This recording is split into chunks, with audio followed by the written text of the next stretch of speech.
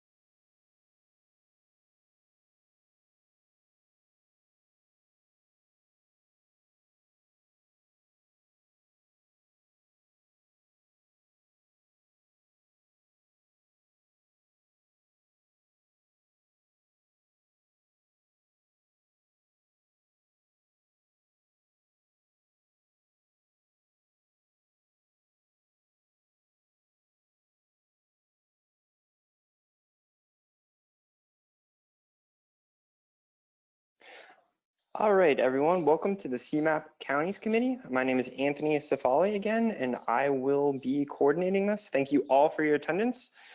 We have a couple discussion questions and things that we're going to get to, and we would like to hear from you throughout these presentations. A couple housekeeping items. Please make sure to mute yourselves to minimize background noise. You can unmute when you have something to say. We're trying to use the chat box to notify when people have questions, so please try to register in there, and then we will get to you and make sure that you're able to share your thoughts. Let us know if you need help with anything like that. We're here to help. We have a couple people monitoring the chat box and just ready to pitch in when necessary. Just for the record, this meeting is being recorded. We will have that for the meeting minutes and the notes. So again, welcome to the CMAP Counties Committee, the Counties Advisory Committee. On today's agenda, we will be hearing from Lindsay Hollander, a Senior Policy Analyst here at CMAP, Patrick Day, a Senior Planner, Timmy Correjo, as well as Kata Vasic. So the first thing that we need to do, I know that this group has a number of rotating members that represent the different counties. But we do have to approve of the meeting minutes from Tuesday, November 5th, which was the last time this group met. According to some recent changes in the Open Meetings Act requirements, we do need to do a roll call, a yay or nay vote. The meeting minutes were included in the meeting invite and have been circulated among everybody. So I do have to go through and ask for a vote of approval for those meeting minutes. So I'm going to do that by county department as they're listed on the meeting agenda.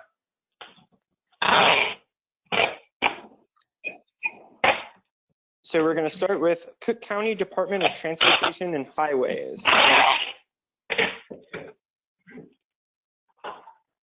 And again, this is a yay or nay approval of the minutes.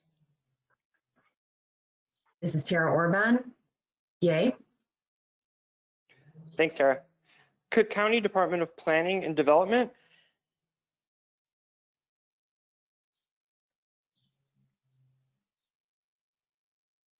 Okay, Doesn't sound like anyone is on the line from there. DuPage County Division of Transportation.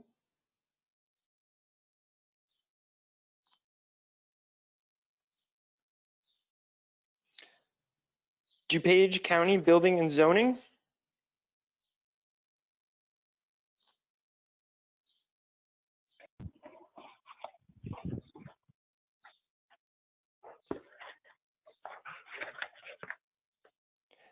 Moving on to Kane, and please feel free to jump in if you do have comments on the meeting minutes. Thank you all for your patience. Kane County Division of Transportation. Jackie Forbes, yay. Thanks, Jackie. Kane County Planning.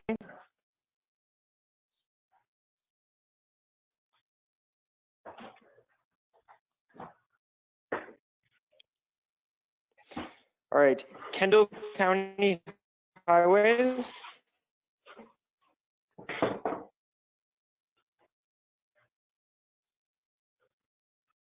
What's your plan? Kendall Planning. What's This is Matt Osmeyer. I vote yay. Thank you, Matt. Gonna put a bunch of dragons. Are you at an okay point to listen to? Is it like introductions or is it like? It's introduction. Okay. Can you listen to this? He's just talking about race as not much. You don't have to.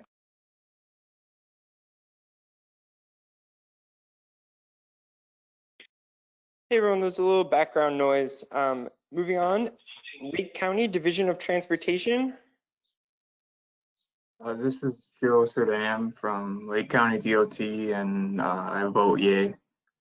Thank you. Lake County Planning, Building, and Development. This is Tom Shafalo. I'm representing Eric Wagner, and he wasn't at the meeting in November, and I know nothing, so I'm abstaining.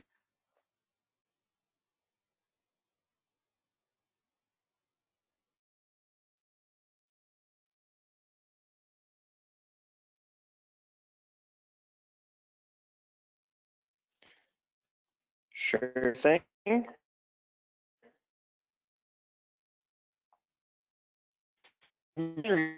Transportation. Again, thank you everyone for your patience with it. And then I also have McHenry Planning. Joanna Coletti for Dennis Sandquist, McHenry County Department of Planning and Development, abstaining. And I think we have Scott Hennings from DOT. You were breaking up, Anthony.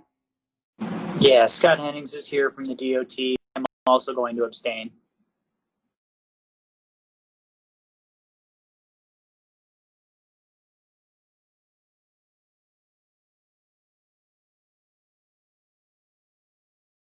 All right, then the last we have Will County Division of Transportation and Will County Land Use.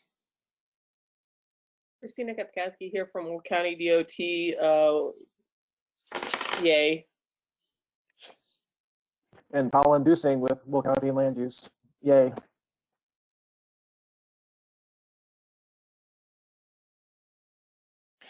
All right, thank you everyone. I appreciate your patience with that.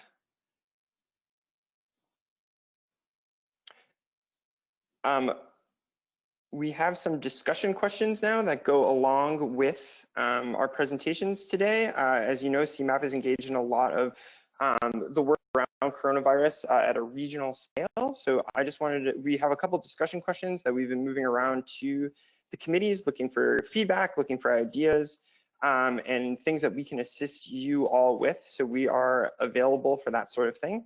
I'm going to go through these questions, use the chat box to let us know when you have something that you'd like to add to the conversation. And let's start there. So first off, what are your stakeholders' most immediate needs or highest concerns during this time?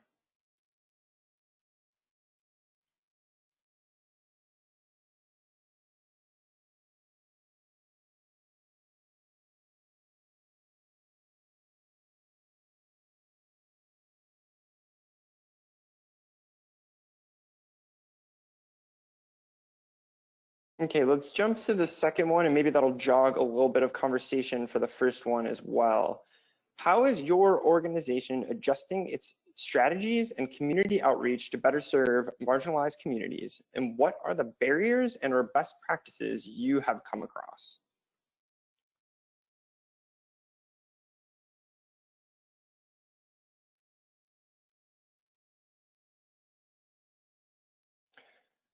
Also, I would add, are you hearing from your constituents? What are they saying?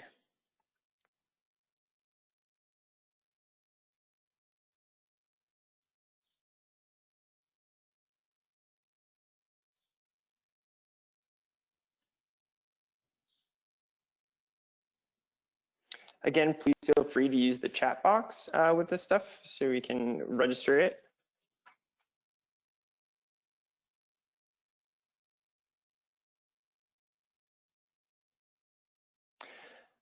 All right. I would also ask, what general trend issues will you be monitoring closely in the coming weeks as things continue to change? And adding to that, how can CMAP and this committee, as well as the other committee structures, best support these efforts?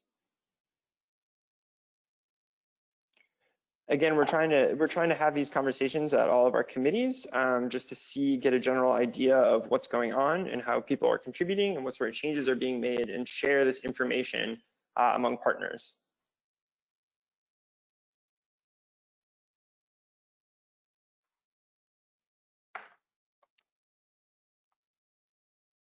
All right, so I do see a couple of responses in the chat boxes. We're seeing here, you can see there a couple of people have mentioned municipalities are reconsidering road projects. Thanks to Jackie for putting that in there.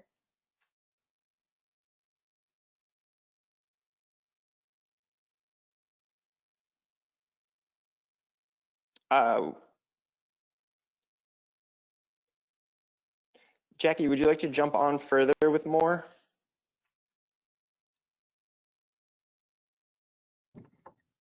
Hi, thanks, Anthony. Yeah, we've had a few communities, I know even region-wide, some municipalities are rethinking some of their transportation projects and whether or not they want to use their local funds on those. We have heard that if they have federal funding, they are trying to keep those projects moving forward, but maybe other projects that are entirely locally funded, they are reconsidering because of the kind of a shortfall in their funding. Something else I typed in there is CMAP's analysis that you've been doing, and I think we'll see a little bit more today. Definitely been helpful for us to be able to point communities there to take a look at that, and helpful for us. And something that we are monitoring, and one of the biggest unknowns is when offices start coming up, will we have an increase in our traffic because people don't want to take transit? Maybe they're unsure about that, so they'll be driving more, even though a lot more people will be working from home. So there's this balance of, we think maybe people will work from home more and we'll have less traffic, but in the same hand, we might have the same amount of traffic because people are actually going to not take transit when they do, where they may have taken transit in the past. So those are some things we're looking at.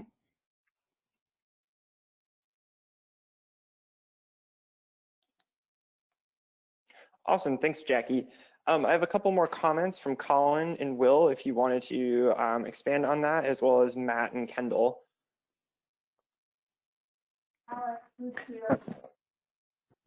This is Colin with Will County. Yeah, some of the early webinars I was attending mentioned that with companies had noticed that they could not get their Chinese-made products to the U.S. in a timely manner anymore because of the pandemic. So what they're looking at is providing a basically a minimum level of need domestically. And so they'll be building industry buildings for whatever product that they need here in the U.S. And so we're expecting to see more and more industry type construction because of that.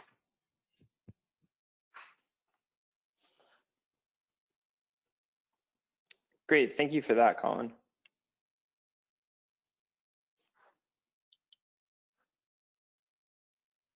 And then this is Matt in Kendall County. We're generally concerned about continuity of business in general, both of the county and the businesses in the county as things get back to, as things move to the next stage, and hopefully a greater sense of normalcy. And then also we have general concerns about safety when dealing with the public, both in office and during inspections. And also when we're having public meetings, strategy for improving communication. A lot of our committees, particularly the Planning Commission, the Zoning Board of Appeals, and other advisory committees are made up of people who are older and who are in the age bracket that has been known to have greater negative impacts for COVID. So we're concerned about that. And that age group also historically has not been as technologically savvy as other generations. So getting people together in rooms to conduct business, things of that nature, and if CMAP or anyone else has strategies on how to assist with public meetings or engaging with people who have not historically used these types of platforms for communication, that would be helpful for us. Great, thank you for that feedback. I see also there's comments from Tara at Cook County, if you'd like to expand on those.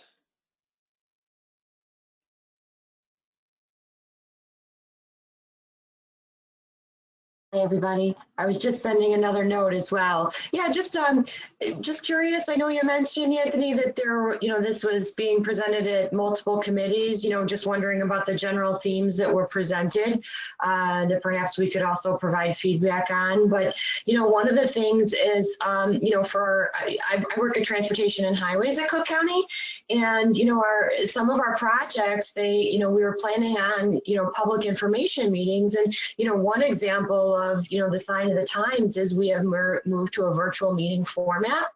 So we'll see how that goes. I know IDOT published their first one online recently this week, and, we plan to do so as well. And, we don't know how that reach is going to be, right? I think that it has the potential to go even further because you don't have to leave work early to attend a public meeting and get your comments on the record. So we'll have to just, keep an eye on it and see how that goes. But that is one significant change in terms of the execution of our projects. Thank you. Great, thank you for that.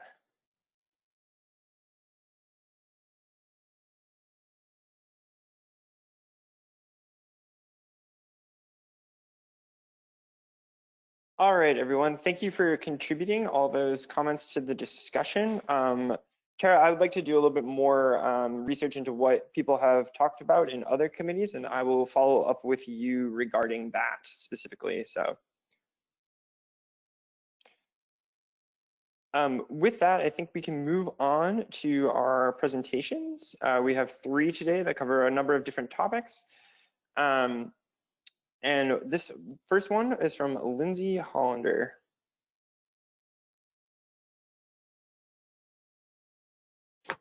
Good afternoon. Everyone can hear me okay? Everyone's muted, so I guess they can't tell me either way. We can hear you, Lindsay.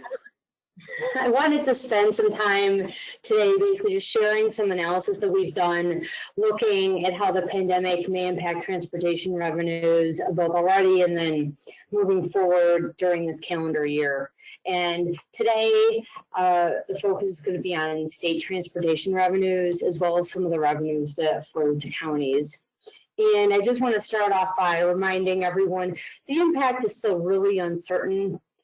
Well, today, Illinois opened up a bit more. We don't know exactly when it's going to open up even more, and we also don't know the trajectory of this, whether or not it's going to continue to open up more or not. And then also, we don't know some of the future impacts on unemployment or business closures and how they might impact revenue levels. What we do know, though, is that the pandemic, and this has already been mentioned, has at least thus far reduced vehicle travel. And it's also just impacted in general some of the activities that occur that do generate transportation revenue. And these lower revenues do affect the sorts of transportation investments that can be made this year by county transportation departments, the Illinois Department of Transportation, other local government transportation departments, as well as the region's transit agencies. Great spot, though, is that at least on the state level, we do expect that 2020 revenues will be higher than calendar year 2019, just because conveniently, about a year ago now, the state did increase several of those revenue sources as part of Rebuild Illinois. Next slide, please. And I wanted to start off just by talking about the motor fuel tax. And motor fuel tax revenues are absolutely impacted by vehicle travel and reductions in vehicle travel. But again, we still don't really know what the impact is going to look like for this year yet. So we looked at two different scenarios for this calendar year, assuming different impacts from the pandemic. And we assume that the revenues will actually fall somewhere in between these two scenarios. So you'll see the column in the middle has our baseline 2020 forecast for motor fuel tax revenues and then we have on the right column basically these estimates based on the scenarios we developed in ranges. And in the first scenario that we looked at, we assumed that there'd be a significant impact on vehicle miles traveled for about 5 months this year. And that would result in the aggregate across the whole calendar year of 2020, 15% lower passenger vehicle miles traveled. And keep in mind, that's substantial. VMT statewide usually fluctuates by less than 1% or 2% a year. So 15% fewer miles traveled by passenger vehicles this year would be a substantial decrease. And actually data so far does indicate that this is the scenario that is somewhat close to our current path. We also looked at a second scenario where we assume the state would experience significant reductions for about 3/4 of 2020. And that would push passenger vehicle miles traveled down by about 25% for the year. And what does that mean? That basically means that these motor fuel tax revenues would be about 12 to 20% less than what we'd previously forecast for this year. And I looked at what that would translate to for the county portion of the state motor fuel tax in the aggregate, and that would be somewhere between a reduction in 13 to 21% for this year. And then thinking about the county motor fuel taxes, those imposed by individual counties within the region. It looks like for the past couple months, at least for the collar counties, it's been down, it looked to me like about 1/3 in the aggregate, but I do think that there's a bit of a lag between those drops and when the revenue comes to the state and then when the state actually deposits those revenues to the counties. And I also haven't seen data on Cook County's motor fuel tax yet, which they collect themselves. Next slide, please. And we looked a bit more specifically at some other revenue sources. One, we're expecting a delay in state motor vehicle registration fee revenue and driver's license fee revenue, simply because the Secretary of State extended expiration dates until October 1st. So we're seeing delays in those revenues coming in. For example, for vehicle registration fees in particular, I looked at passenger vehicle registrations between June 19th and March 6th, and there was a 7.5% drop in those active passenger vehicle registrations. So that's most likely because vehicle owners are simply responding to that expiration date extension, and not that we have that many fewer vehicles. But we will continue to track those fees as well as registrations, because I do expect that those will go up again in a few months because those fees are relatively stable even during downturns. Also, we looked at certificate of title fee revenues, and those are those fees paid for new vehicle titles. And those were actually down by about 50% across April and May. With the changes to the fee structure that had been approved last year as a part of Rebuild Illinois, we had previously estimated those revenues were going to be about $365 million during this year. And if these current trends continue, we might actually see a reduction in $100 million for calendar year 2020. And again, this reduces the revenues available to IDOT for investments, as well as those that are being made in the region. And then briefly, I wanted to touch on federal revenues. We saw with May 2020, the receipts and new tax revenue coming into the Federal Highway Trust Fund were almost half of what they were a year ago. That said, we don't expect that decreased revenues are actually going to impact the availability of federal funds in the short term. However, the Federal Highway Trust Fund already faces insolvency, and Congress is going to need to figure out a solution for that in 2021 regardless, a solution to these structural problems with the revenues flowing into the Highway Trust Fund and the expenditures coming out. Now that's really going to be the more significant policy issue that is going to have to be dealt with next year, more so than the pandemic or recession impacts. The impact of the pandemic and a potential recession in the long term is probably just going to mean that that Federal Highway Trust Fund is going to be insolvent sooner than we expected.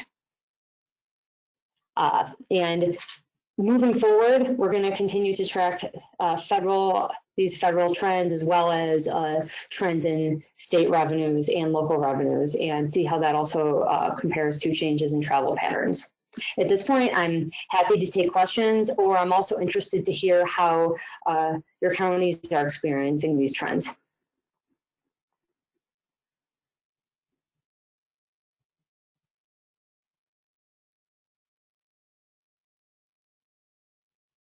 We have a couple of questions in the chat box. Thank you again for using those. All right, I just popped that open. So right now, it appears that we are closer. So, oh, sorry, the question is which scenario for the motor fuel tax reduction is closest to our current path?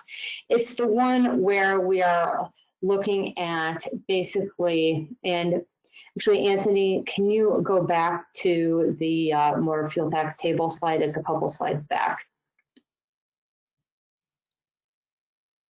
So it's the one where we assume significant impacts on vehicle miles traveled for about 5 months, and that would result in likely about a 12% drop in motor fuel tax revenue coming to the region. So basically, on the scenario that's closest to our current path is what we see as one of the better possible scenarios in terms of revenue levels.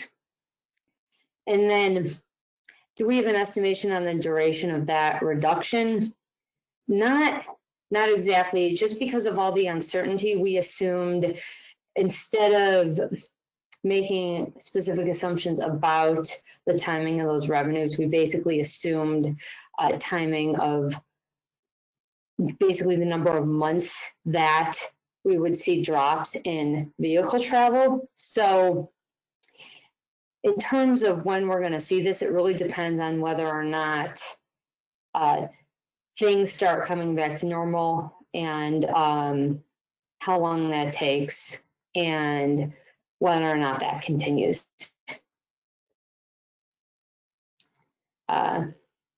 Other questions, thoughts, comments?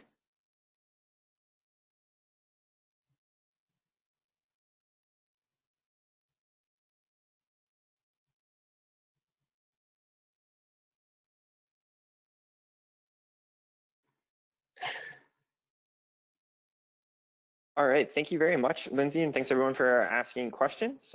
We are now going to move on to the next presentation from Patrick Day and Timmy Collejo. If you need contact information or anything like that, please feel free to reach out to me and I can get forward along the appropriate contact info to you. And if you have further questions, we can follow up with that.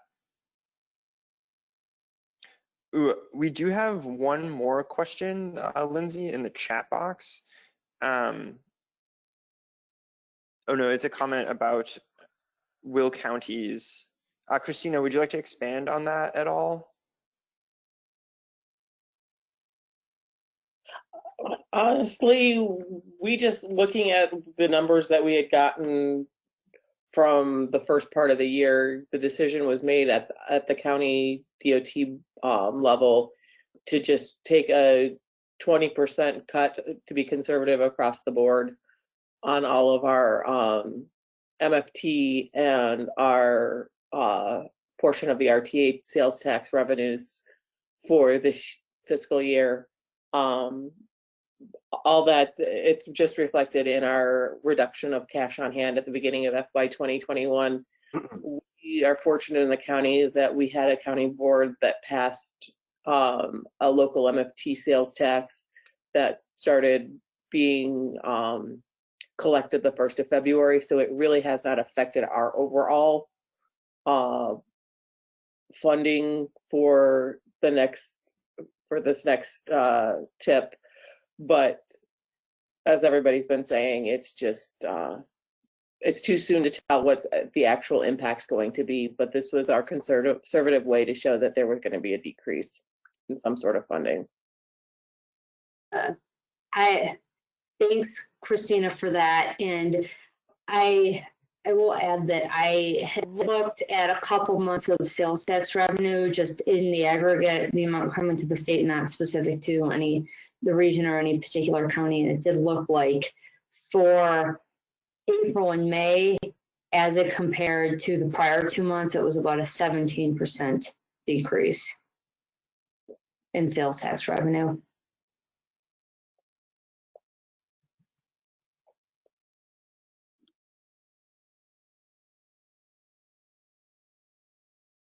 All right, thank you very much, everybody, for that one. We are now going to move on to the next presentation from Patrick and Timmy, and I will let you guys take it from there. Okay, thank you, Anthony. My name is Patrick Day. I'm a senior planner at CMAP. I'm joined by Timmy Collejo, who is an analyst with CMAP as well, and has been performing analysis of our COVID-19 regional survey. I'm going to touch briefly on a new communication framework that was built out recently, and also discuss some results of the COVID-19 regional survey, which was conducted recently. I'm not sure how aware everyone was of that effort, but we're going to make a few of the key findings known here and hopefully generate some discussion. Next slide, please. The local government network is not a overly sophisticated thing. It is essentially a match of a primary contact for all 284 municipalities at CMAP. And it really is something that was born of experiences writing onto 2050, and to host some workshops and in seeking to have full coverage of the region's 284 municipalities. We employed some more personal outreach. We divvied up all of the municipalities amongst staff and reached out by email and phone if we hadn't heard back, not just simply by email blast. And we asked a municipality to host a workshop and invite some neighbors and group people up that way. And what we found when we were able to actually engage more staff and officials in this way was that it was effective. So as I said, it's not overly sophisticated, but it was effective in developing relationships.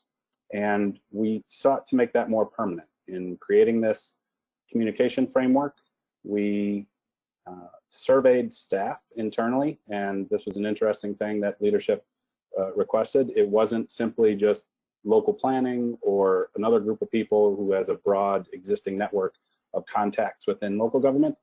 It was an effort to include all 100-ish staff in this process because there are a lot of life experiences. A lot of people live in different areas of the region. A lot of people grew up or just know staff or officials or are interested in developing those connections.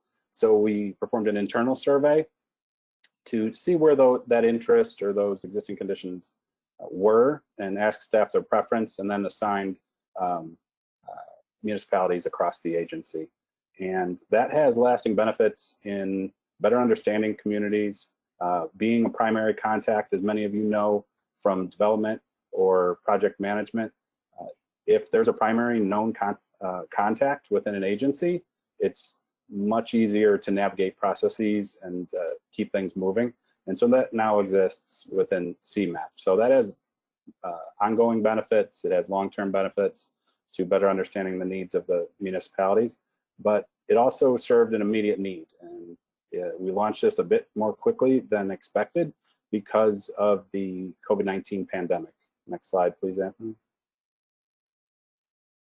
There was a request made by the City of Chicago's COVID-19 Recovery Task Force to get data rapidly on the,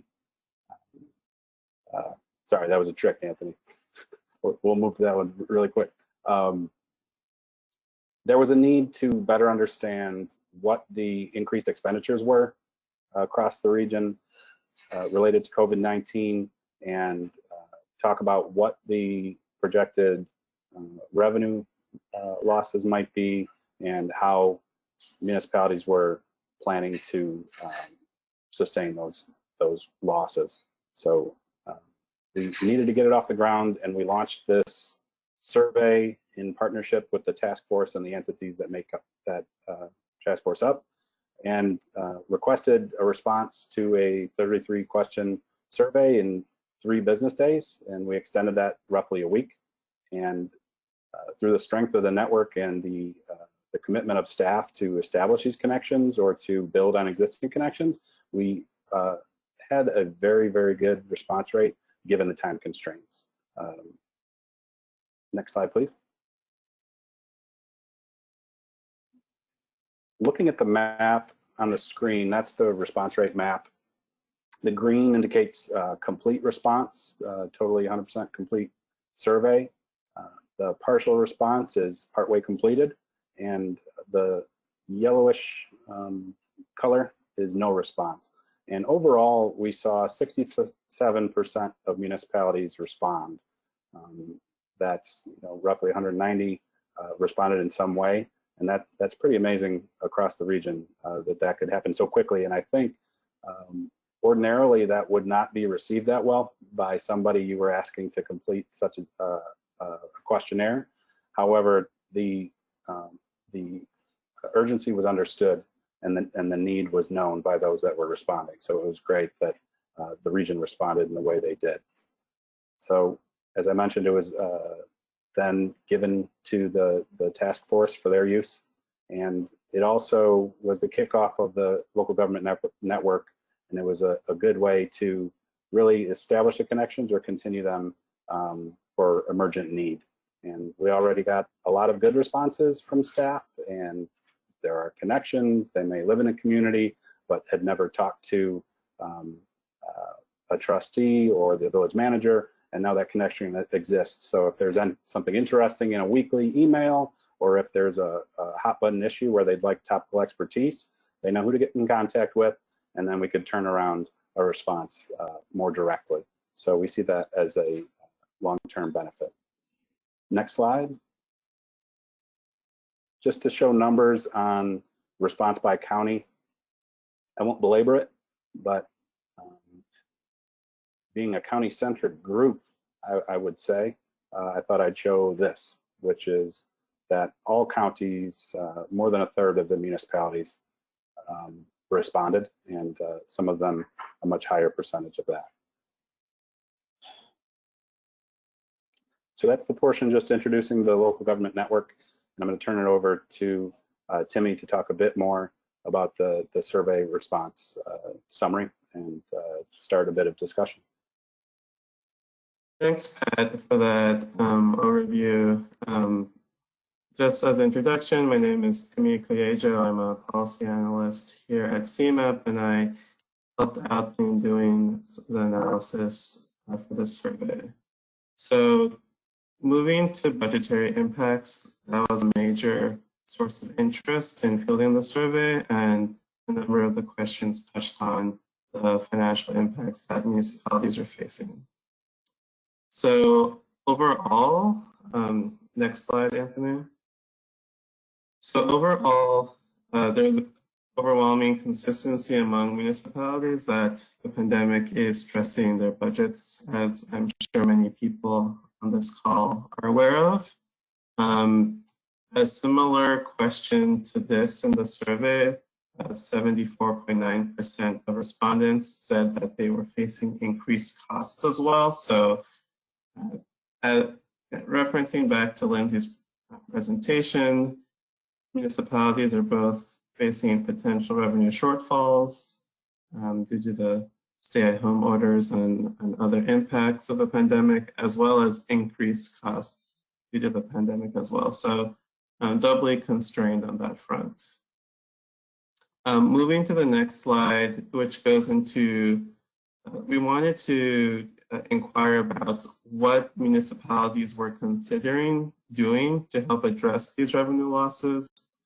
And as you can see, there were a range of options, and capital project delays and equipment delays were fairly high among the list, among some other ones, which we'll speak to more in the next few slides. So next slide. So looking further into the data, we wanted to break it out by county. And as you can see, looking at the leftmost column with delay capital projects, that was the most commonly selected option, with 142 counties selecting that, as well as delay equipment purchases, utilize cash reserves, and hiring freezes. So there was a lot of consistency across all the counties in terms of what the top 4 selected options were, which just reflects the similar challenges that municipal officials across different counties are facing. So just going to the next slide, honing in on capital project delays. As I mentioned, that was one of the most commonly selected option, and we already heard earlier today, some folks in the chat mentioned that capital roadway projects might be delayed. So wanted to think about a conversation we can have about how folks in this group are experiencing these delays. So the next slide has a few questions that we've prepared on this topic. So feel free to either write in the chat or unmute yourself and share out a reflection. But the first question was, which capital projects do you feel are most in jeopardy of being delayed or abandoned? Whether it has to do with the funding source or some other feature, we were just interested in getting that feedback from folks in this group.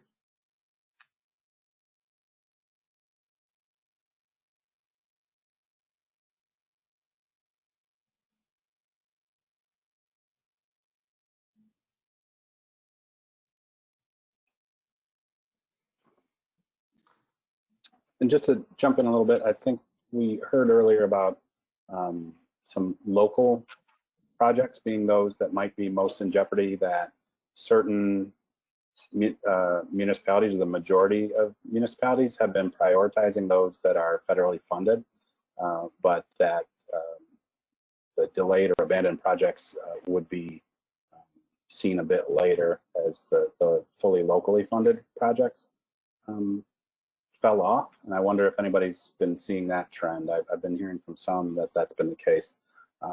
But I want I'm curious from this crowd if that rings true, and if so, how concerning is that?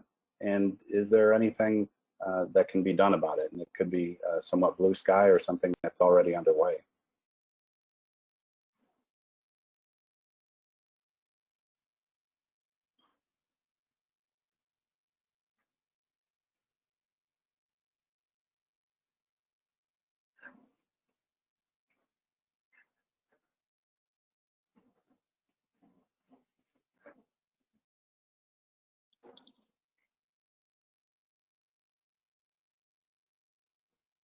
Okay.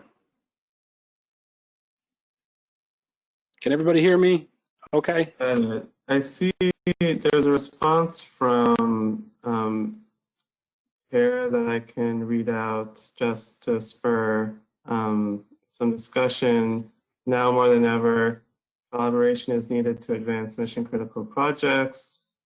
Cook County is committed to continuing the Invest in Cook program, setting aside $8.5 million per year to ensure that transportation improvements yield both economic and quality of life outcomes. So yeah, thanks Tara for adding that comment, and feel free to expand more on that and like what you're seeing at Cook as it relates to ways to advance these important projects.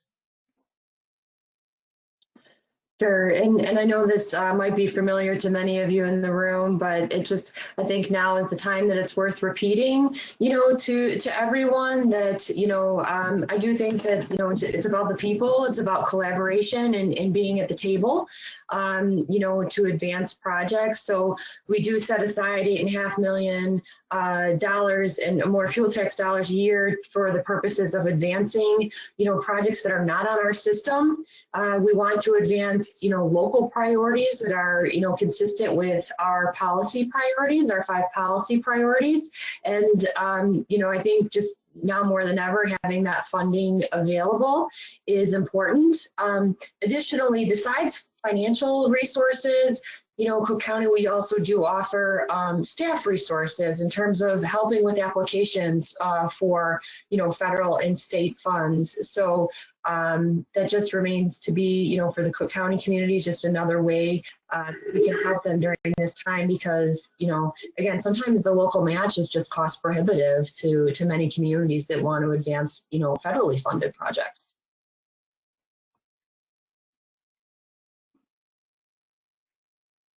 Yeah, thank you, Tara. That's really insightful, and certainly I think flagging the local match barrier that already exists, but all the more in these difficult budget times.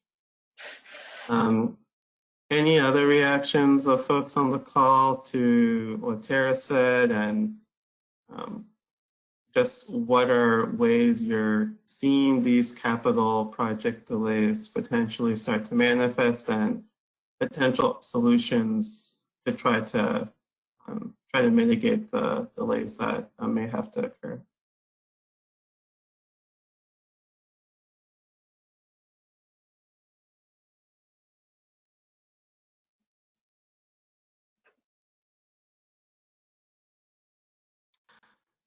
Well, if anything comes up more on that front, please feel free to throw comments in the chat. I'll hand it over to Patrick now to go over some other results from the survey.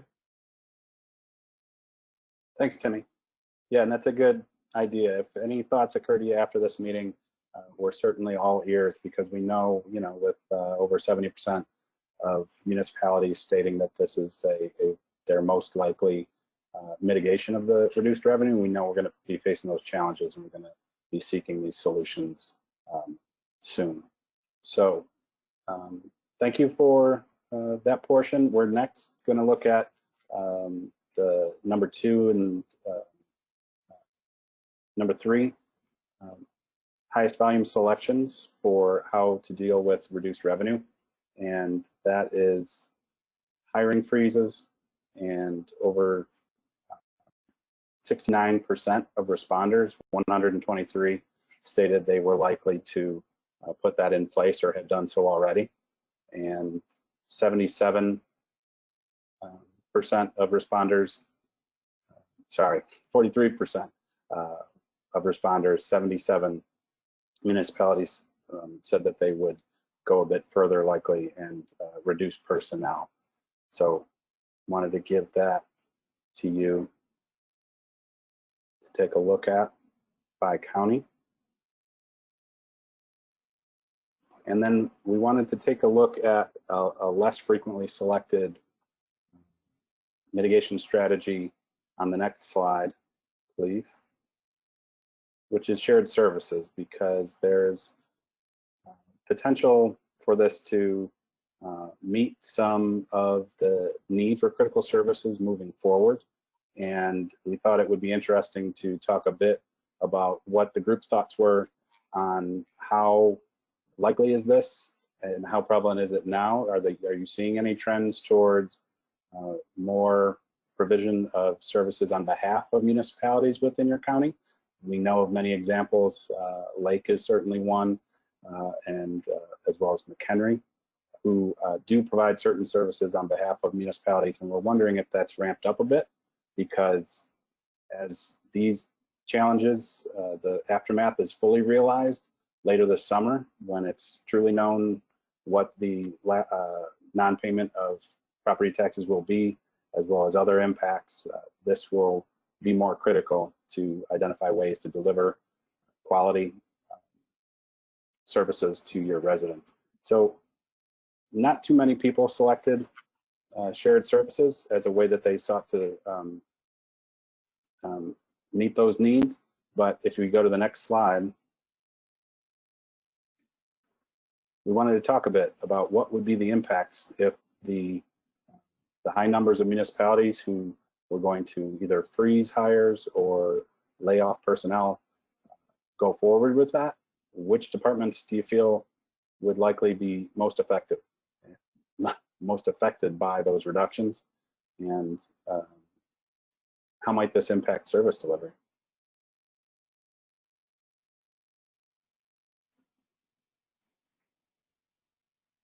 I understand this is a crystal ball question, and I wouldn't feel 100% comfortable saying this is going to happen, but I think now is a good time to be somewhat ahead of this. So a group focused on regional collaboration would be great to hear from on what you think CMAP should be paying more attention to, what our partners should be paying more attention to as the most likely departments, and those that would be most affected in their service delivery. So any thoughts at all would be appreciated.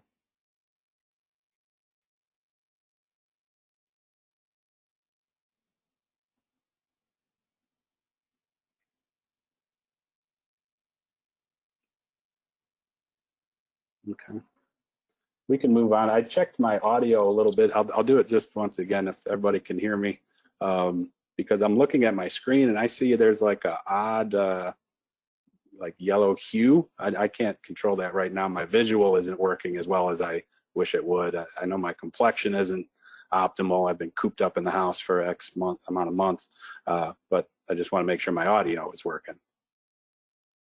Yeah, okay. I see some thumbs. We're all good on that front, Pat. But thanks for that check.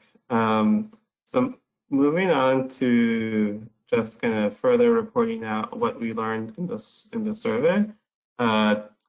We also asked questions of municipalities about recovery and revitalization, specifically the supports for residents and local businesses.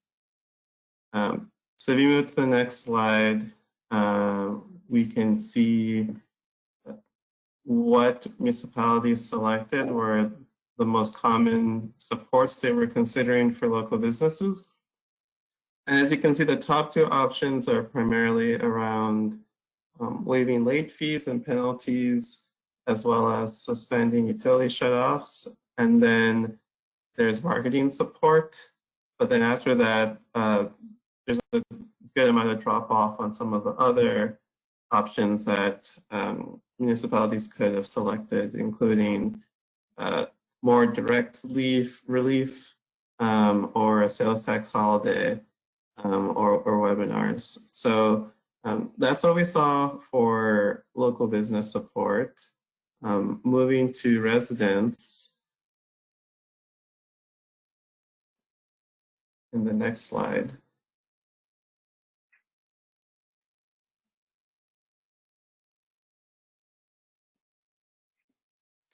So similar trends were reflected when we asked municipalities about how they're planning to support residents. The top two by far also being suspending utility shutoffs and waiving late fees for utilities.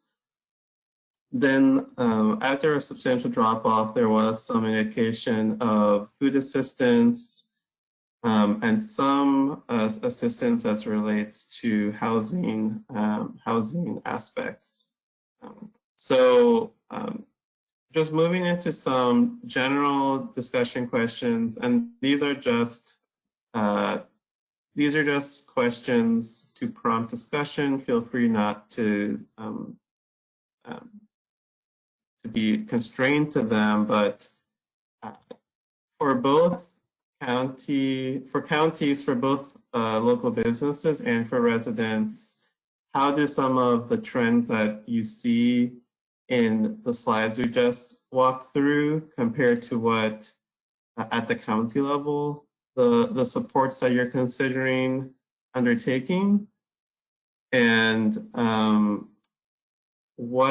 just in general, what are the types of supports that you at the county level are considering as it relates to supporting residents? So I can look into the chat. We got a few comments already. Thank you very much. So Joe Surdam wrote, Lake County has received funds through the CARES Act and has directed funds to the following programs: rental assistance, utility assistance. Actually, Joe, if you could just speak more to your response, I really appreciate hearing more from Lake County's experience. Sure. So yeah, Lake County, they received roughly 120 million in CARES Act funding, and the county board, they set up like a special ad hoc committee to prioritize the funding and the areas of where those fundings went to are what you just listed and are listed in the chat. And the Lake County's also like set up several COVID recovery task forces involving multiple departments throughout the county. And sometimes there'll be weekly or bi-weekly meetings of people within those departments to kind of brainstorm some ideas and kind of see what needs are out there and other potential alternatives. Right now, some other areas that we're looking into providing funding towards include like childcare, and like personal care products, quarantine shelter for homeless, and then I think a big one from our transportation department was looking at options or solutions on how to safely provide transportation for the school districts in Lake County. Yeah, thanks for that. That's really great to hear all the various things that Lake County is looking at. And then Colin, you wrote that food assistance seems to be more a school district program than municipal program. So that's a good insight, which could reflect the relatively low proportion on that. Okay, so that was just a quick run through of some of the recovery pieces that we saw in the survey. And so that's wrapping up our kind of reporting out, but I'll kick it to Patrick to kind of close and give any further closing thoughts. Thanks, Timmy. As I mentioned, the local government network kicked off with the COVID-19 survey to meet that need, but it really was an important time for us to establish those connections, and we are going to keep that communication network in place. And if you have any priority initiatives, it's a conduit for our partners. We don't want to overwhelm our new friends with too much contact. Not that many are new friends, but this 100% coverage is a bit new sometimes. But please let us know because we do think that there's mutual benefit. We are learning. We're more effectively meeting the needs, understanding the communities that are within our not jurisdiction, but within our membership, and we look forward to maintaining that. And if you have further questions on COVID-19 survey, please let us know. And we are meeting requests for data on that, and we're happy to discuss it with you. So just let us know.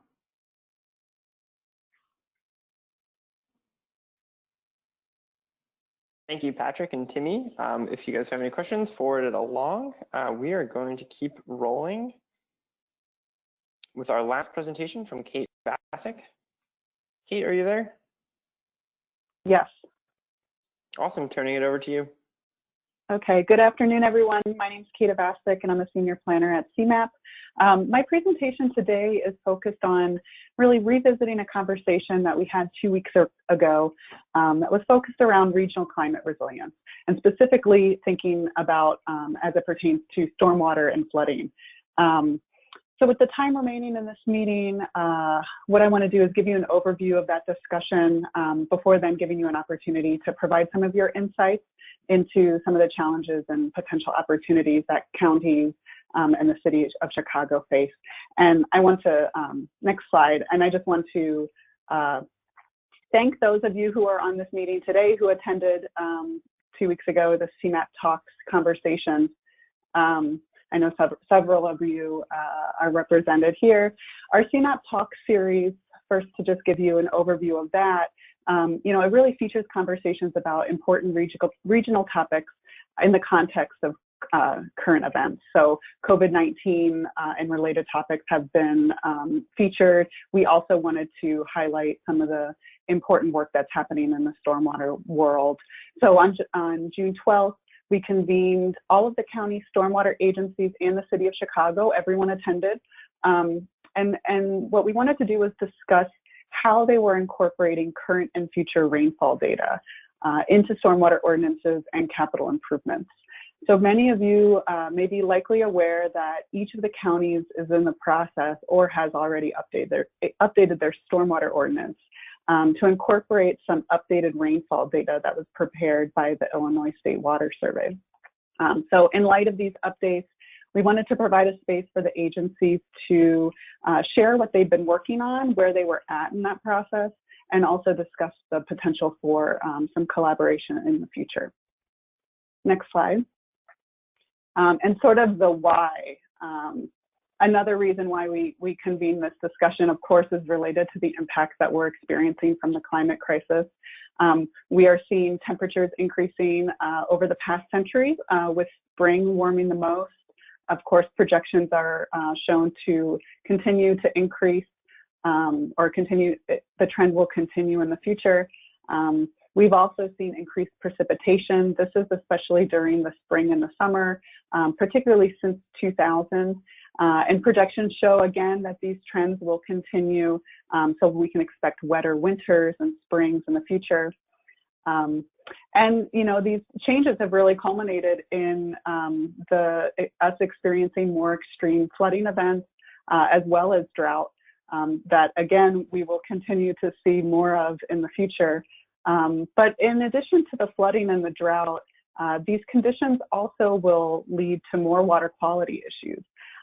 So when it floods, all of the pollutants are washed into water bodies, into our lakes, our rivers, our streams. And when we have dry periods where the soils are really dry, that means when it does rain, that water isn't easily able to get absorbed. Instead, it runs off, which can lead to more stormwater runoff, as well as erosion and sediment into our water bodies.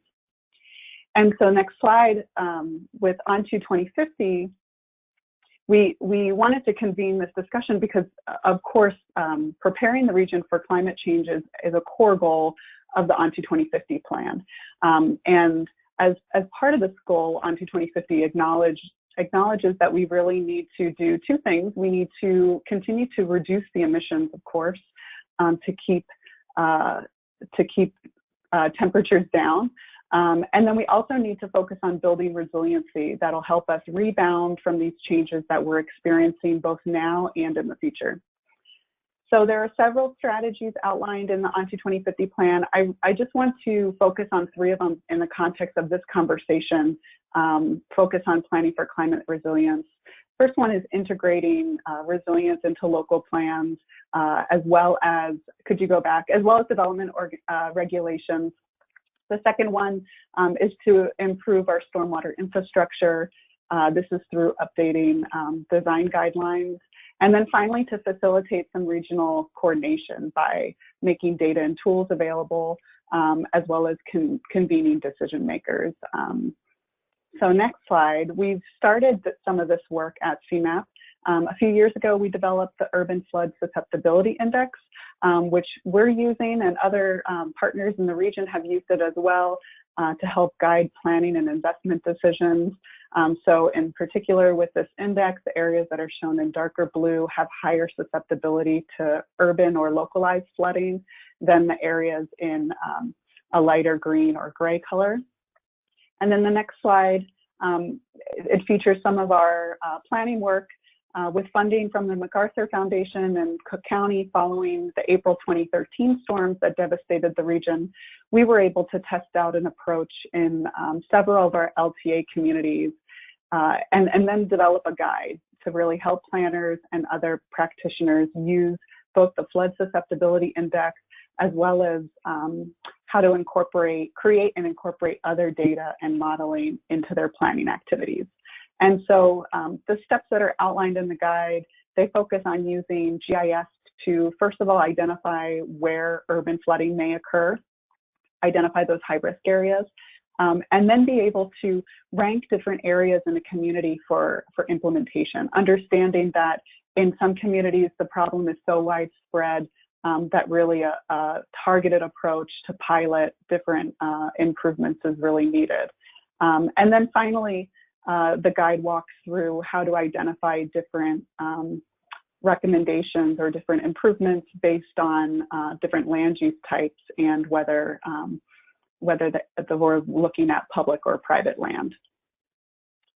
And then finally, in the next slide, through funding, we had funding from the National Oceanic and Atmospheric Administration, and we worked with the American Planning Association to expand our guidance that touches on how planners can use climate projections, climate data, and other tools in local planning. And this is made available through APA's website and also featured the work in several of our LTA projects. So now stepping back from some of the work that CMAP's done in the next slide, as I mentioned earlier, the Illinois State Water Survey recently updated rainfall data for the state. And this is to reflect the changes that we've seen in precipitation over the last several decades. Basically, the storms that we're seeing more frequently, and we're seeing them, they tend to be more intense, were not captured in rainfall data that was used under what's known as Bulletin 70. So Bulletin 70 is a report. It contains data that's used by engineers really going back to 1989 to design detention basins and other stormwater infrastructure across the state, certainly across the region. And the update is called Bulletin 75, I guess to confuse us even more. And what this graph is showing is that The solid line is showing Bulletin 75 rainfall amounts for different design storms across the bottom. So we have a 10-year storm or a 50-year storm or a 100-year storm. And that dotted line above it is showing the updated rainfall for those storms as shown in Bulletin 75. And it's really resulting in a 13% increase, an average of 13% really across the board. And in the next slide, we have another graph showing that, as a result of this update, state and county design standards need to be updated. They're in the process of being updated to reference this new data. But it also means that the stormwater management facilities that we have in the ground today that we rely on, in some cases, not all cases, they're too small to handle the current rainfall and are too small to handle the rainfall that we'll be experiencing in the future. So one of the storm frequencies to pay attention to is what we know as the 100-year storm that happens, the 100-year 24-hour storm, which we know happens more frequently than every 100 years. But this is the storm that most detention basins and other stormwater facilities are designed to. And so you can see here in the light blue is the previous rainfall amount in Bulletin 70 for the 100-year 24-hour storm. And then in darker blue, we have the updated rainfall amount, which increased by an inch. So we went from 7.5 inches to now having to design for 8.5 inches of rain. And with a click, I think 2 clicks, it may not seem like a big change, but when you look to see what amount of rainfall our current infrastructure will serve, what we see is that now it's really closer to a 50-year storm event. Maybe 1 or 2 more clicks, Anthony, please. There we go. So we see that our new 50-year storm is really our historic 100-year storm. So what does this all mean? First of all, it tells us that the level of service, you could go back, sorry. The level of service that we're getting from our existing stormwater infrastructure, it's diminishing over time, and it's diminishing as a result of climate change, of precipitation changes. And then secondly, it also means that new development and redevelopment will have to provide more capacity for stormwater than previously required. So this could result in larger detention basins. It could result in requiring more land to meet stormwater requirements. Or maybe it will result in seeing more developments that are planned along with stormwater in mind and having it more integrated into the site so that you're not having to carve out what would otherwise be, seen as wasted land to dedicate to stormwater management. So with the next few slides, what I want to do is just highlight some of what we heard from the conversation, some key takeaways. And the first one really focused on how each agency is updating their ordinances or incorporating this new rainfall data into public infrastructure improvements that are currently under design, new storm sewers or combined sewers. And there are a few places where they're updating floodplain maps too, understanding that floodplain maps are also rely on older data. And so by incorporating the new rainfall, that could end up causing significant changes in some areas and maybe not as much in other areas. It really does vary. On the next slide, we also heard about some of the challenges that each agency was facing when incorporating the rainfall into their ordinances and other activities. And we got to also hear and brainstorm a little bit about some of the opportunities that could be put in place to overcome some of these challenges. So, urban flooding was brought up, and I'll highlight that it was brought up, let's say localized flooding.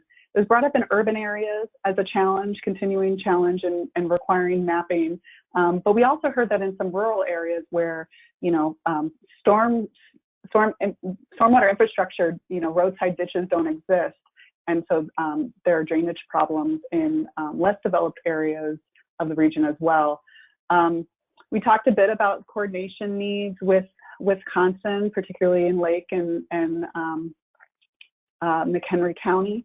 And I guess the other thing I want to pull out from this slide too is the fee in lieu or stormwater credit trading. So this is really focused around opportunities that stormwater agencies are looking at to provide some flexibility for development within the stormwater requirements. So in places where we say we have constrained sites where there's not very much space to provide the stormwater that's needed, and maybe even integrating it into the development could be difficult. In this case, you know, different counties are looking at how that management could maybe be provided off-site somewhere else, and actually in a location where it may be more beneficial than in the site that's getting developed. And certainly in ON-TO 2050, as we were doing our research, we also acknowledged or found through our conversations that there are stormwater needs in places where development isn't happening. And so as a result, new capacity, new stormwater infrastructure is not being located in those communities or in those neighborhoods. I'll switch to the next slide now and just talk briefly on planning around climate change. Certainly this requires a future discussion as well. We know that precipitation patterns are going to continue to change. We're expecting an upward trajectory. And so we discussed the need to revisit standards in the future to accommodate for those changes, as well as using different engineering models. You know, most of the modeling that takes place now, it really is just looking at the rain that's falling, but it's not taking into account the soil conditions or other atmospheric conditions that could be affecting the outcomes of large storms and how they may impact us on the ground. And then finally, we touched on what some of the agencies were doing in terms of including climate change as a core component of their county-wide plans and other planning activities. And then the final takeaway on the next slide that I'll mention is that we heard unanimous interest in continuing to collaborate in the future. And so that's something that CMAP's assessing, you know, the potential to support such a collaboration and what that might look like. So to conclude, I just want to throw some of these questions up here for you. First, you know, certainly I'd like to hear any thoughts you have on this conversation, anything else that you'd like to share, whether you were in this CMAP Talks event 2 weeks ago, or you're just hearing about it now. And then, you know, the other two questions, if anyone wants to talk a little bit about what you're doing to plan for ongoing climate changes, and if any tools that you can think of that you would like us to have in mind. I'll just pause.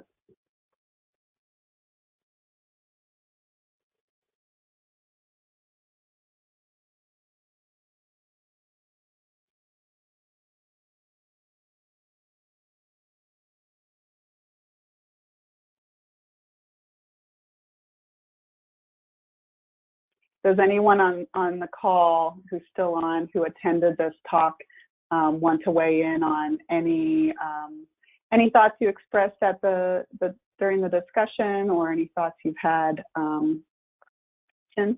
If I could put you on the spot to start the conversation.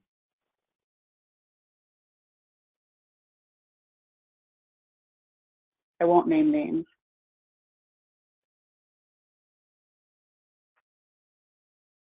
Great, thanks, Joanna.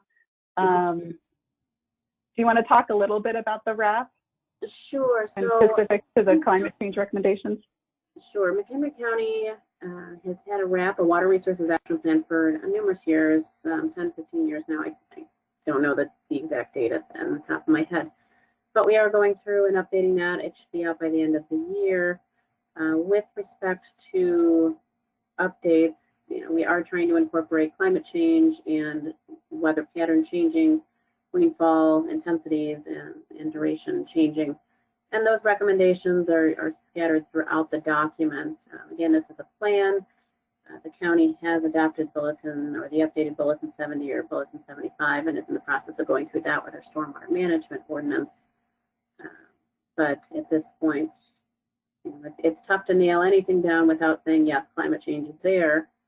What can we do about it? How can we plan for it? There's really no guidelines at this point. EPA and the federal government it's tough to get direct documentation from them as anybody is seeing. It's just tough at this point, but we do what we can with the plan. As far as regional tools and methods, I think the flood susceptibility and stormwater planning document that CMAP has put together is very comprehensive. I think documentation of that, sending that out to the counties and the municipalities, and the data behind it, sub-watersheds and such, so that they can manipulate and update their mapping as necessary would be helpful. Great, thanks, Joanna. Yeah, with respect to the climate, to incorporating climate change, certainly deciding which projections we go with is challenging, and I think that could be an ongoing discussion that we have if we're able to convene this group in the future. And then thank you for putting a plug in for the flood susceptibility index. You know, I will say that we're interested in working with any partner out there who's interested in using it in their planning work. So you'll have my contact info, and I'd be happy to speak with anyone in more detail about that.